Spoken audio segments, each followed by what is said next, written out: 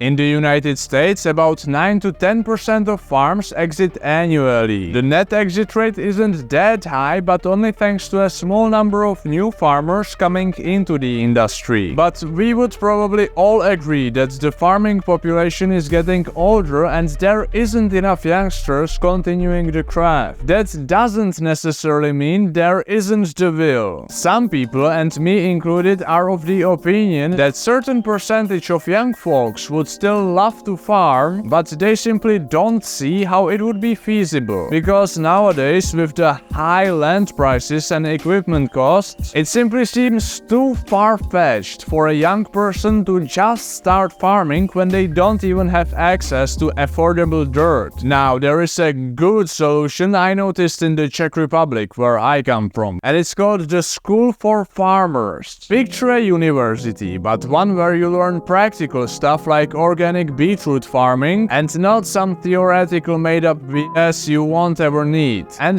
the best thing is this school is for all ages. So for example, when I worked on an organic farm in my country, there was a 39-year-old woman without a drop of farming background learning how to grow all the beautiful vegetables. Or the next year I met a truck driver who had an internship at this operation and then went to do an internship on a dairy farm. The way the School for Farmers works is that they have partnerships with I guess a couple dozen operations throughout the country, and when you attend the school you get to do these internships as your normal curriculum, and they also have regular classes like bi-weekly or something taught by people from the industry. You can also choose if you wanna do just a short-term farming education which lasts for only a few months, or if you wanna go with the full-on 3-year program. So this school will teach you how to farm, but you still don't have your own operation. The solution?